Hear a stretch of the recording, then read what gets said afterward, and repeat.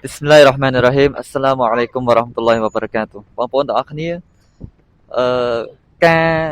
អនុវត្តតាមគម្ពីរកូរ៉ានរបស់អល់ឡោះស៊ុបហានហូវតាឡាដែរនោះគឺយើងចង់ភ្ជាប់គម្ពីរកូរ៉ានជាមួយនឹងការរស់នៅរបស់យើងប្រចាំថ្ងៃហើយនៅទង្វើរបស់យើងប្រចាំថ្ងៃនៅក្នុងនេះខ្ញុំសូមលើកអាយ៉ាតមួយដែលអល់ឡោះស៊ុបហានហូវតាឡាបានមានបន្ទូលថាអាឡាំតារ៉ូអានអល់ឡោះសខរឡកុមម៉ាហ្វីសសាម៉ាវ៉ាទីវ៉ាម៉ាហ្វីលអរដវ៉ាអស្បហ្កអាឡៃគុមនិអម៉ាហ៊ូហ្សាហ៊ីរ៉ាតវ៉ាបាទីណាចឹងអល់ឡោះថាតើពួកអ្នកមិនបានឃើញទេឬថាអល់ឡោះស៊ុបហានហូវតាឡាបានសម្រួលឲ្យពួកអ្នកនឹងអ្វីដែលនៅលើមេឃហើយនៅអ្វីដែលនៅលើដីហើយទ្រង់បានបំពេញនៅអ្នកម៉ាត់សូហៀតខាងក្រៅហើយនិងអ្នកម៉ាត់ខាងក្នុងអញ្ចឹងយើងមើលឃើញថានៅពេលដែលយើងចេញមកខាងក្រៅយើងសូត្រកូរ៉ាននៅតាមផ្ទះឬក៏សូត្រកូរ៉ាននៅកន្លែងផ្សេងហើយយើងពិចារណាទៅលើអាយ៉ាតកូរ៉ានរបស់អល់ឡោះស៊ុបហានហូវតាឡាហើយនៅពេលដែលយើងមកខាងក្រៅគឺយើងយកកូរ៉ានអាយ៉ាតកូរ៉ានដែលអល់ឡោះស៊ុបហានតាឡាបាននិយាយហ្នឹងគឺយើងយកមកប្រើយើងយកប្រើឧទាហរណ៍ថាអាយ៉ាតដែលខ្ញុំបានសូត្រមិញនេះគឺនៅពេលដែលយើងមកខាងក្រៅដូចជាកន្លែងនេះជាដើមអញ្ចឹងយើងមកដល់នេះយើងឃើញអ្នកម៉ាត់របស់អល់ឡោះស៊ុបហានតាឡាជាច្រើនអញ្ចឹងដូចជាអ្នកម៉ាត់ទី1គឺជាអ្នកម៉ាត់អ្នកម៉ាត់ខ្យល់ដកដង្ហើមយើងមកកន្លែងនេះមានអារម្មណ៍ថាស្រស់ថ្លាយើងមកកន្លែងនេះមានអារម្មណ៍ថាគេហៅថាទេសភាពល្អឯកទេសភាពល្អប្រសើរដែលធ្វើឲ្យខួរក្បាលរបស់យើងស្រស់ថ្លានេះគឺជាអ្នកម៉ាត់មួយដ៏ធំធេងមែនទែនហើយការដែលអល់ឡោះស៊ុបហានតាឡាផ្ដល់អ្នកម៉ាត់គឺទ្រង់ទាមទារឲ្យយើងឈឺកូនផងដែរឲ្យថ្លែងអំណរគុណទៅចំពោះអ្នកម៉ាត់ដែលអល់ឡោះស៊ុបហានតាឡាបានផ្ដល់ឲ្យយើងអញ្ចឹងអ្នកម៉ាត់នេះគឺការថ្លែងអំណរគុណហ្នឹងគឺមានពីរទី1គឺយើងឈឺកូនទៅចំពោះអល់ឡោះស៊ុបហានតាឡាដូចជាអឺការសូត្រអល់ហាំឌុលីឡាជាប្រចាំហើយទី2ហ្នឹងគឺការអនុវត្តគឺការអាម៉ាលីតត្បៀកអាម៉ាលីគឺការអនុវត្តផ្ទាល់ឧទាហរណ៍ថាយើងមកកន្លែងនេះយើងទទួលបានអ្នកម៉ាត់របស់អល់ឡោះស៊ុបហានវតាឡាដូចជាមានសន្តិភាពពេញលេញ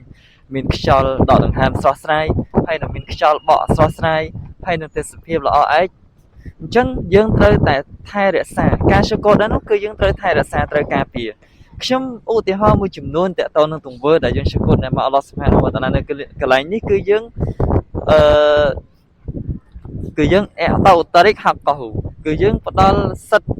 គេហៅថាផ្លូវហ្នឹងផ្ដល់សិទ្ធផ្លូវហ្នឹងគឺយ៉ាងម៉េចទី1គឺយើងអត់ធ្វើម៉ាក់ស្ញាតទេម៉ាក់ស្ញាតទៅតាមដងផ្លូវហ្នឹងអីគេទី1គឺការស្រែកឡូឡាការមើលស្រីឬក៏ការធ្វើម៉ាក់ស្ញាតផ្សេងឬក៏ការនោមនៅតាមផ្លូវនៅតាមដងទន្លេឬក៏ការអឺញ៉ាំអ្វីមួយដែលយើងបោះសម្រាមចោលនៅកណ្ដាលវាឬក៏យើងទុកសម្រាមចោលដល់មិនយកទៅកន្លែងដាក់ក្នុងធុងសម្រាមនោះគឺជាមិនមែនជាការស៊ូកូតអ្នកម៉ាត់របស់អល់ឡោះស៊ុបហានហូវតាឡាទេអញ្ចឹងការអ្នកម៉ាត់ស៊ូកូតអ្នកម៉ាត់នៅកន្លែងវាលឬក៏កន្លែងនេះកន្លែងទេសភាពដ៏ស្រស់ស្អាតនេះដែលអល់ឡោះស៊ុបហានហូវតាឡាផ្ដល់ឲ្យនោះគឺយើងផ្ដល់សិទ្ធផ្លូវផងដែរទី1គឺយើងអត់ធ្វើម៉ាក់ស្ញាតទេអត់មើលស្រីទេហើយទី2គឺយើងមិនស្រែកឡូឡាទេហើយទី3នៅពេលដែលយើងញ៉ាំអីយើងចោលក្នុងធុងសម្រាមទី4គឺយើង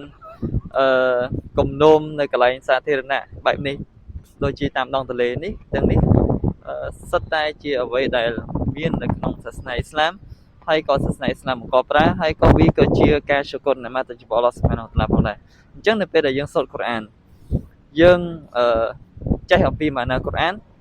ហើយអាយ៉ាតមួយយើងយកគិតពិចារណានៅពេលដែលយើងចេញទៅខាងក្រៅយើងយកអាយ៉ាតកូរ៉ាននោះមកប្រើហើយដើម្បីឲ្យយើងចង់ភ្ជាប់ជាមួយនឹងកូរ៉ានហើយយើងខ្លាយទៅជាអ្នកអ៊ីស្លាមដែលគោរពទៅចំពោះអល់ឡោះស៊ុបហានហូវតាឡាជាប្រចាំហើយក៏យើងខ្លាយទៅជាពលរដ្ឋល្អនៅក្នុងប្រទេសរបស់យើងដែរហើយនេះគឺជាការចែករំលែកដ៏ខ្លីរបស់ខ្ញុំហើយសង្ឃឹមថាបងប្អូនទាំងអស់គ្នានឹងទទួលបានហ្វាយដាទាំងអស់គ្នាវ៉ាសសាឡាម